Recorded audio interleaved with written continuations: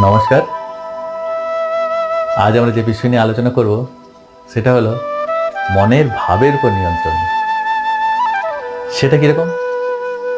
কোনো ঘটনা বা খবর মনের মধ্যে আবেগ বা ইমোশন তৈরি করে।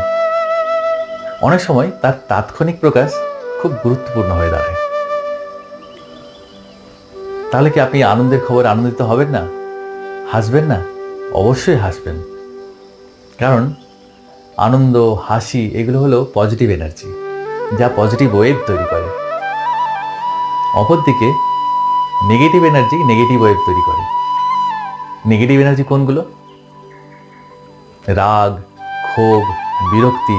এই নেগেটিভ এনার্জিগুলো তার তাৎক্ষণিক প্রকাশে নেগেটিভ ইমপ্রেশন তৈরি করে, যা আপনার জন্য অনেক সময় ক্ষতিকারক হয়ে দাঁড়াতে পারে। ঠিক আছে বন্ধু, ভালো থাকবেন। নমস্কার।